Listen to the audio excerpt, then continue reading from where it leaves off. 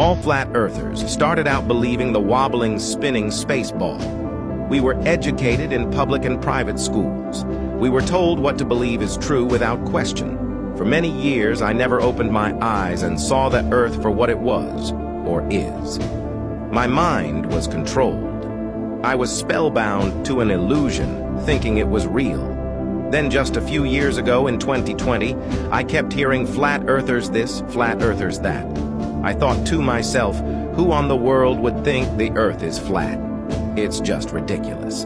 However, I wanted to know why people took flat earth so seriously. I wanted to stand in their shoes, see and understand things from their point of view. So, did my own research. I came across Eric Dubay and his 200 proofs video on YouTube. I mean, if a man claims he has 200 proofs, that's a big claim. If it is that big, then I figured he takes the flat earth seriously and would be a great source of information to start with. I watched the video, 200 proofs the earth is not a spinning ball. I watched 5 minutes. I watched 10 more minutes. I started feeling as if a dark spell over mind was lifting. The content in the video made sense. It was logical. When Eric explained no curvature in the ocean, that is when it dawned on me. The globe spell lifted from my mind. I was liberated. The earth is flat. You see, I served in the Marine Corps back in the late 80s, a 4-year enlistment. I was at sea for almost 2 years of my 4-year enlistment. 6 of those months, I was at sea, with no shore leave because of the operations in the Persian Gulf, leading up to Operation Praying Mantis in April of 1988. I manned a 30mm automatic deck gun on the barge Hercules, the U.S. government leased. The government transformed the Hercules from a construction platform into a miliary platform. It was my job to stand watch over the ocean, looking for surface contacts. It was this experience combined with Eric's explanation that there is no earth curvature because you can bring ships out of view or beyond perspective back into full view within perspective. Ships are brought back into full view using optics, and there is no wall of water, earth curvature, blocking my line of sight. There is no refraction because light is passing only through one medium, air. Although there is humidity and moisture in the air, humidity or moisture act like a magnifier, making objects seem larger or close, as opposed to a mirage illusion. My real-life experience coupled with Eric's well-documented explanation liberated me. The more I watched, the more astonished I became. I'd never noticed details about our reality. I never questioned my teachers, my university professors. Why would they lie? They aren't doing it on purpose. They are just ignorant. They too were told the earth is a ball. However, you must be humble. You must have an open mind. You must be willing to leave your comfort zone and experience something you never did before. Learning the earth is not a globe is like leaning there is no Santa Claus, no Easter Bunny, no Tooth Fairy. Once you realize the earth is flat, it settles in you like cemented truth. It's compatible with common sense. It confirms with what you see with your own eyes and experience. You never go back to the believing a wobbling, spinning space ball. Eric Dubay has picked up the banner or torch from the 19th century scholars and carried it into the 20th and 21st century. Eric Dubay is Earth's 21st century flat earth scholar and authority. If you are curious about flat earth, this book is a great start for you. The Earth is Flat, Part 1. The reason this is important is because NASA wants you to believe that you are just a blip in the universe. You're spinning around a galaxy that's spinning around other galaxies, that's spinning around the universe that just keeps expanding. They don't want you to know that there is a God who made heaven and earth, and his name is Yahweh. His name is I am that I am, and he loves you. If they can get you to believe the lie, they have you.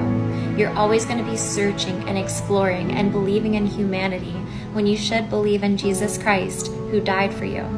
In the Bible, on the very first page of Genesis chapter 1, it says, "In the beginning, God created heaven and earth." Not God created the planets, the galaxies, the solar systems, the universe. He just created heaven and earth. And God made the firmament and divided the waters which were under the firmament from the waters which were above. So there is a firmament in the midst of us, there's waters below it and waters above it. He also created lights to divide the day and the night, and they were supposed to be for signs, seasons, days, and years. So he made two great lights, the greater light to rule the day, which we call the sun, and the lesser light to rule the night, which we call the moon. He made the stars also, and he set them in the firmament of heaven to give light upon the earth. Just to give you a visual representation of what Genesis is saying, and here are some Bible verses to help, but pretty much there's water above the firmament. Inside the firmament are the sun, moon, and stars, and then also below the firmament are waters. How could we possibly be spinning around and rotating and all these things? Try getting water in a bowl and running with it and see what happens to the water. And people say gravity, but why doesn't gravity apply to that? How do you keep water in a bowl spinning around? So if it doesn't apply to that, why would it apply to a larger scale? The Earth is Flat Part 2, Moon Edition. So in addition to space not being real, we never landed on the moon. In fact, the moon is a light, the lesser light mentioned in Genesis 1:16. Don't believe me? Let's hear from somebody that supposedly landed on the moon and hear what they have to say about it. Why has nobody been to the moon in such a long time? That's not an 8-year-old's question. That's my question. I want to know, but I think I know. Because we didn't go there and... I don't know, brother. The math ain't mathin'. Also, do you really think we landed on the moon in this? It looks like duct tape, some type of thin pipe, cardboard, garbage bags, aluminum foil, plastic. Like, you really think we left Earth's orbit, supposedly, and landed on the moon with that? Like, come on. Is this real life? Like, aluminum foil and duct tape. And who knows the other materials, but just know that it's not a real ship. Also, go on a plane. You can literally see the moon and the sun under the horizon. Sometimes you can even see them under the clouds. How can it be under the clouds if it's 240,000 miles away? Because it's not. Or how about an eclipse? The sun and the moon are the same size, and that's why they're able to pass in front of each other perfectly. Just do some research and stop believing everything that NASA tells you. In part 3, I'm gonna go over NASA, their logo, and everything. Stay tuned. Bungee jumping in New Zealand, according to Globe Tards.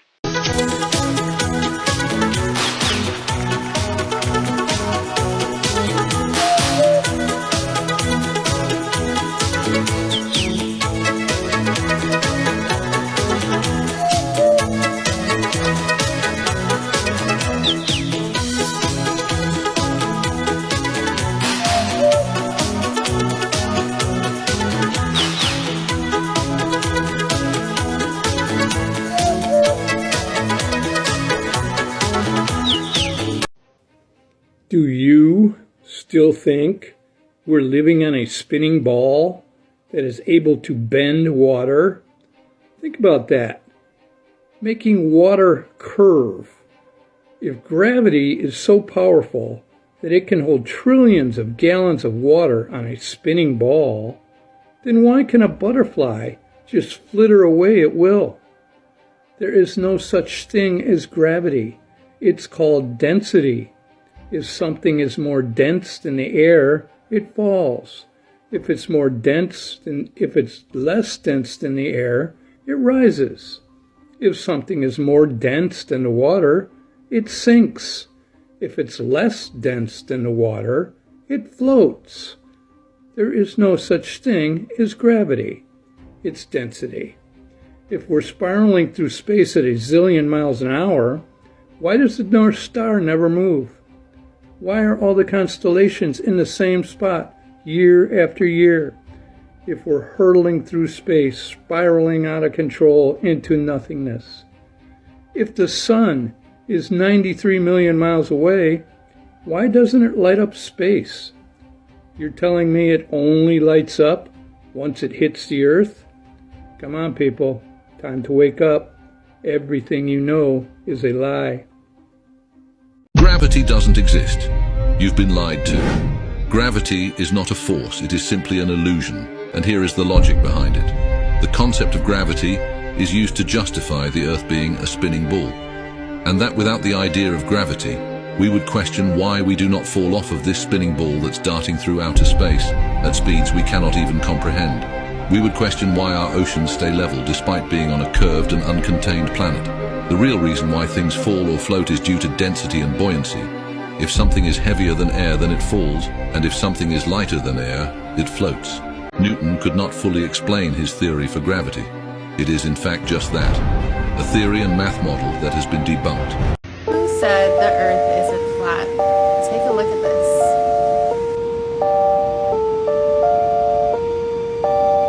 Looks pretty flat to me. Pilots admitting that the Earth is flat. Or is it globe, mate? It's flat. This is flat. Thank you very much, mate. God bless. A man asked the pilot if the Earth is flat. Can I talk to the pilot, please? Right here. You're the pilot? Hi. How long have you been flying for? For Delta, 21 years, but maybe like 30 something. I want to know, because they say the pilots know a lot. Do you think the Earth is flat or no? I know it's flat. You know it's flat? How long have you been flying for, you said? Over 30 years. And when you tell people that, do they think you're like crazy or no? Only one person. Only one person?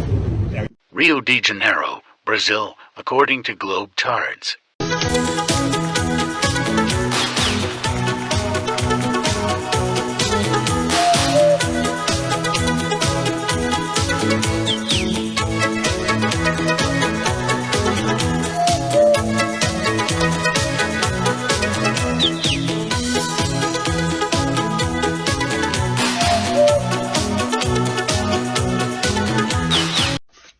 The moon is not what you think it is, and I'm going to show you right now. This is a Starfinder app. This is the actual sun, and over here is the moon. It's blacked out because it's in a phase that we can't see right now, but I want to show you we should be able to see it and that the moon is not what you think. In a second here, I switch over to just the camera view, and this is a really good podcast, by the way, Christian and Conspiracy Podcast, right there. Check it out. Anyway, now I'm in the camera view. Again, sun. And there is no moon, 0%. You can't see a thing. At this angle, you should be able to see it if it was a dusty space ball reflecting its light back to us. I even try to show that with my own little experiment here. We got the sun, we got the moon, same angle. You can see a good portion of this. The moon is not what you think. It is not a dusty space ball. It is a luminary. It produces its own light, which just happens to be cold.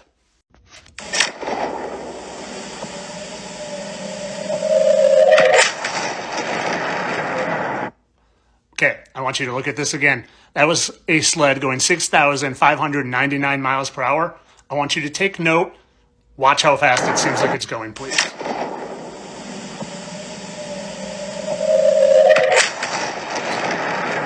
So fast you can't even see. Okay, now I want you to read this, or I'll read it to you. If a rocket is launched from the surface of the Earth, it needs to reach a speed of at least 7.9 kilometers per second. Per second. That speed, get out of the way, is 20 times the speed of sound, okay? And I'm a miles guy, so I want to know what that is in miles. In miles, 7.9 kilometers per second is 17,671 miles per hour. It's almost 3 times faster than that sled you could hardly even see. Now let's look at these rockets and see how fast they're going. And yes, I know they could, they don't just go 0 to 17,000 instantly. But this is a balloon. It's being launched like a balloon would. It's starting to float. It goes a little faster, but not much. Although the rockets are the same. And you could say, yeah, it takes a long time. But let's watch this rocket from an airplane that's had a lot of time to gather speed. Send it to VIP section to watch it launch. Yeah. But I've never seen it from the air. Yeah. That's incredible.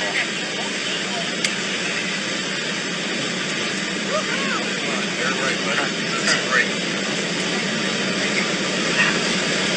Can you still see okay? Yep. Thank you.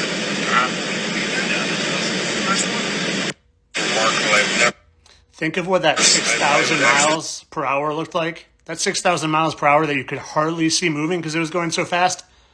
This is never going to reach 17,000 miles per hour. Not to mention the G-force that it would crush the pilots in. Guys, just because they say it doesn't mean it's true. What do Elon Musk and a bullet have in common? Stick around, you'll find out. A bullet goes 1,800 miles per hour, and we can all imagine how fast that is. So fast you can't see a bullet as it's whizzing by you. Not that I've ever been in that experience, but we all know. And at 25,000 miles per hour, that's how fast you have to go to leave the Earth's surface, supposedly, in my opinion, in a rocket. Now, let's see just how fast these rockets look like they're going. These balloon rockets. Here's SpaceX. Flame is at full capacity. Look at the clouds. It is going extremely slow. We already know this. I've pointed this out several times, but I want to show you something new. We know this is going slow, but check out Starlink and how slow Starlink looks to be going. Again, compared to the clouds. Also, Starlink's supposed to be orbiting Earth, yet somehow it's in front of the clouds. Tell me how that works. And then let's also look at this bird that flies by and just compare the speed of a bird to the speed of Starlink. And then let's look to see how fast Starlink is supposed to be moving. It's quite funny. So this was a daytime video, a video from someone I actually know. This is a nighttime video of Starlink, again, from someone I actually know. And we can, again, see how speedy this thing is really moving. It's hardly detectable. And now let's look to see how fast Starlink is going to keep its orbit going around the Earth. It is laughable. Starlink satellites to orbit the Earth have to keep a speed approximately 27,600 kilometers per hour. That seems fast, but I'm a miles guy, so let's see what that is. 27,000 kilometers per hour to conversion of miles per hour, 16,777. Come on. The Flat Earth map dates back over 1,000 years. This map is credited to being created by a Persian astronomer. His name was al-Biruni, and he lived from 973 AD to 1048 AD. It's the official map of the United Nations and also of the United States Geological Survey. It used to be present in many places before the creation of NASA and the Antarctic Treaty in 1959. Here you see it with Admiral Byrd. This map has been restored by Dmitry from Russia with suggestions of mine, Eddie Alankar, known by my YouTube channel Flat Earth Banjo. I asked Dmitry to include the Bermuda Triangle and Point Nemo, a place deep in the Pacific Ocean where NASA buries rockets. Then Robert Tozzi, a professional map maker, came along and enhanced the map even more. There are many people now selling this map online, but if you could order it from my online store, I would greatly appreciate it. Visit my store now and order one of the items. I humbly thank you.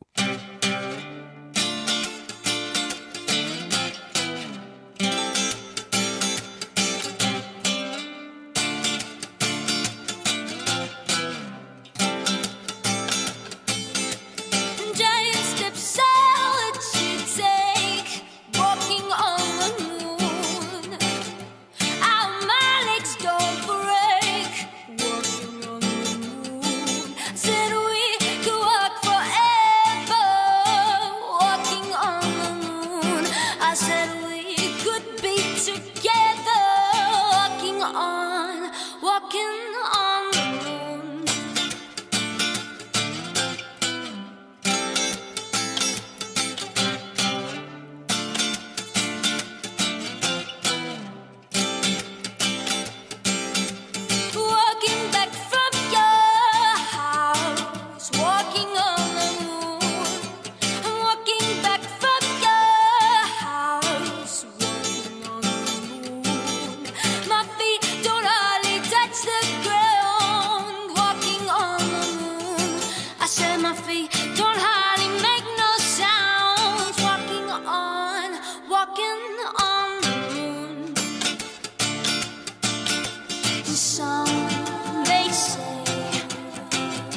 I'm wishing my